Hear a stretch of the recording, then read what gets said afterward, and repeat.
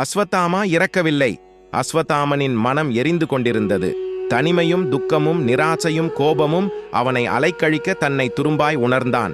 அவன் விழிகள் கண்ணீரும் ஆற்றாமையின் சுவாலையும் கலந்து ஜொலித்துக் கொண்டிருந்தன. துரோகத்தால் என் வாழ்வு சிதைக்கப்பட்டு விட்டது. நான் தனியனானேன்.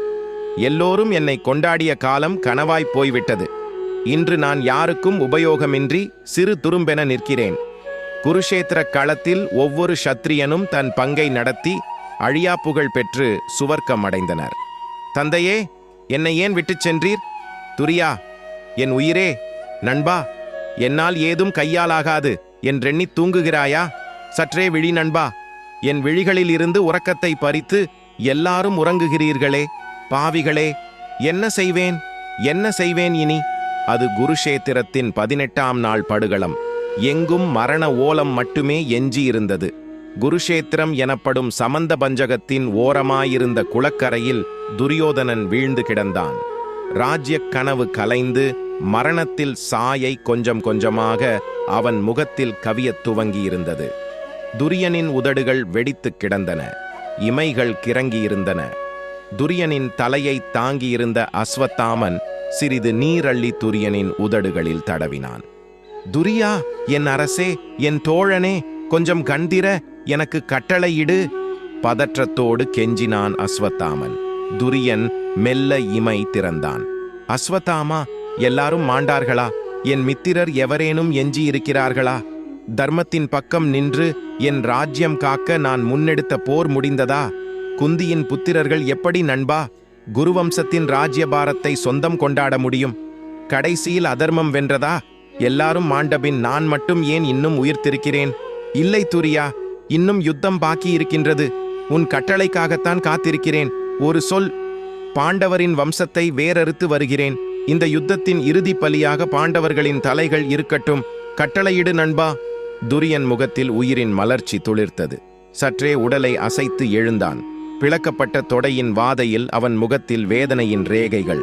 தன் குருதி கலந்த குளத்து நீரள்ளி அஸ்வத்தாமனின் கைகளில் தெளித்தான்.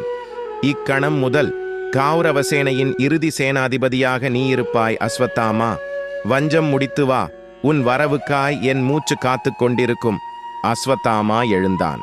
மிச்சமிருக்கும் தன் ஆயுதங்கள் அனைத்தும் சேகரித்தான். அபாண்டவம் என்னும் தன் அஸ்திரத்தை கையில் எடுத்தான்.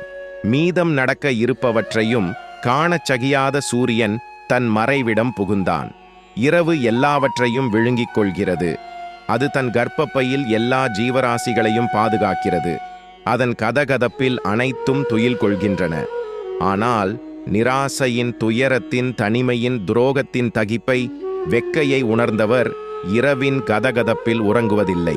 அவர்கள் இமைகள் மூடா நெடுங்கதவமாகி இரவை விழுங்கிச் செரித்துவிட முயன்று கொண்டே இருக்கின்றன.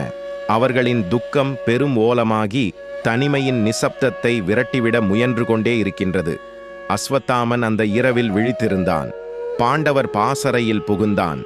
எதிர்த்தவர், உறங்கியவர் என வேறுபாடற்று இருக்க இமைகளை மூடிக்கொண்டே தன் ஆயுதங்களை பிரயோகித்தான். எங்கும் எழுந்த மரணோலம் அவனை உன்மத்தனாக்கி இருந்தது. மானுடத்தின் ஆதிச்சுவையான வன்முறையை, குருதிச்சுவையை அவன் பரிபூரணமாக ருசிக்கத் துவங்கியிருந்தான்.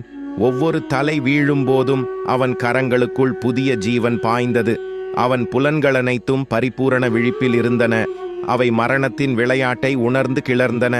அன்றைய பகலின் இழப்பை விட அஸ்வத்தாமன் இரவில் தனித்து நடத்திய வேட்டை குரூரமாக இருந்தது. அதோ உறங்கிக் கொண்டிருக்கின்றனர் என் ஜென்மசத்துருக்கள். என் பழி முடிக்கும் காலம் இதோ. அஸ்வத்தாமனின் வாளின் நுனியில் அருந்து விழுந்தன 5 தலைகள். ஆவேசத்துடன் பாய்ந்து அள்ளிக்கொண்ட அஸ்வத்தாமா காற்றினும் கடிதாய் விரைந்தான். துரியா, இதோ பழி முடித்தேன். இதோ உன் எதிரிகளின் உயிரற்ற தலைகளைப் பார். யுத்தம் முடிந்தது. முடித்தவன் அஸ்வத்தாமன். நீ கடைசியில் ஜெயித்து விட்டாய் துரியா. திற, உன் விழிகள் நிறைய நிரப்பிக்கொள் இந்த தலைகளை. பழிதீர்க்க காத்திருப்பவர் எப்போதும் ஒரு தவமாகவே அதை கை கொள்கின்றனர். அவர்களின் புலன்களனைத்தும் ஒரு புள்ளியில் ஒடுங்கியிருக்கின்றன. வஞ்சம் தீர்க்கும் அந்த ஒற்றை புள்ளியை நோக்கியே அவர்களின் பாதை நீள்கிறது.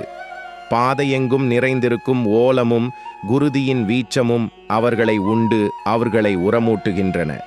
இறுதி புள்ளியில் வஞ்சம் தீர்ப்பவரது அத்தனை புலன்களும் ஊழிக்கால பெருவெள்ளமாய் திறக்கின்றன. அதன் வீரியத்தில் அத்தனை சாஸ்திரங்களும் தர்மங்களும் தாமாகவே ஒடுங்கிப் போய்விடுகின்றன. பழிதீர்த்தலின் உச்சத்தில் அவன் ஸ்கலிதம் நீக்குகிறான், லேசாக நடுங்குகிறான். துரியன் விழித்தான். துரியனது குரல் அஸ்வத்தாமனை பூமிக்கு இழுத்து வருகின்றது. மூடனே, ஆத்திரத்தில் அறிவிழந்து போனாயோ? இந்த தலைகளைப் பார். அடமடையா, இவர்களின் இளமை வடியும் முகங்களைப் பார். இளம்பஞ்ச பாண்டவர்களை கொன்று அவர்களின் தலையை கொண்டு வந்திருக்கிறாயே. மூர்க்கனே, பாண்டவர்களை கொன்று வருகிறேன் என்று கூறிய வார்த்தைகளை நம்பி மோசம் போனேனே. என் இறுதி பார்வையை நிராசை பார்வையாக்கிவிட்டாயே. வேதனையுடன் மூடிய துரியனின் விழிகள் அதன் பின் திறக்கவே இல்லை.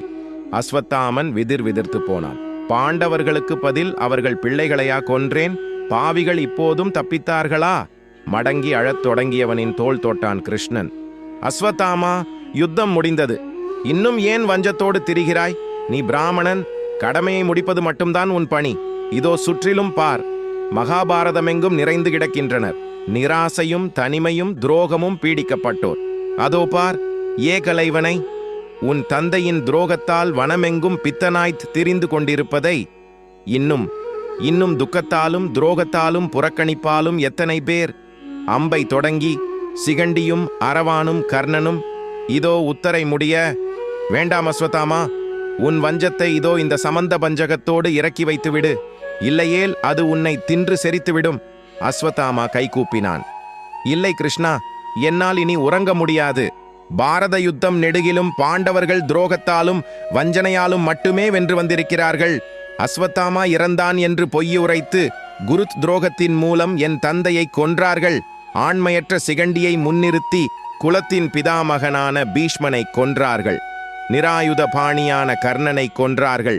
மர்போரில் இடுப்புக்கு கீழே தாக்குதல் முறையல்ல என்று தெரிந்தும் இதோ என் ஆருயிர் துரியனை வஞ்சகமாய் கொன்றார்கள். இன்னும் பாரத யுத்தமெங்கும் துரோகம் மட்டுமே ஆட்சி செய்து வந்திருக்கின்றது. கிருஷ்ணா, இனி நீ இருக்கும் வரை பாண்டவர்களை கொல்ல முடியாது என்று எனக்கு தெரியும். நான் போகிறேன் கிருஷ்ணா. இன்னும் சொல்கிறேன் கேள். சலனமற்று ஓடும் நதி போன்ற வாழ்க்கையில் துரோகம் ஒரு சுழிப்பை ஏற்படுத்திச் செல்கிறது. அதன் சுழலில் சிக்குபவர் எப்போதும் இறப்பதில்லை. அவர் கண்கள் என்றும் மூடுவதில்லை. துரோகிக்கப்பட்டவரது தீன குரலால்தான் பூமி எங்கும் நிரம்பியிருக்கின்றது. அதன் ஒலியில் நான் கலந்திருப்பேன் கிருஷ்ணா. பாண்டவர்களின் செவிப்பறையை அந்த ஒலி காலாகாலத்துக்கும் கதவடைத்து போடட்டும். அவர்களின் நெஞ்சம் இருளால் பீடிக்கப்பட்டதாயிருக்கட்டும். அஸ்வத்தாமா காற்றோடு கரைந்து போனான். யுகாந்திரங்களை தாண்டியும் அவன் அலைந்து கொண்டே இருக்கின்றான். துரோகத்தாலும் வஞ்சனையாலும் யாரெல்லாம் பீடிக்கப்பட்டிருக்கின்றனரோ அவர்களில் தன்னை உயிர்ப்பித்துக் கொள்கிறான். தன் வஞ்சத்தை தீர்த்து கொள்கிறான். அஸ்வத்தாமா இறக்கவில்லை. அஸ்வத்தாமாக்களுக்கு என்றும் சாவில்லை. கதையை படித்த கேட்ட அனைவருக்கும் நன்றி. கதை பிடித்திருந்தால் நமது சேனலை லைக் செய்து சப்ஸ்கிரைப் செய்து கொள்ளுங்கள். நன்றி, வணக்கம்.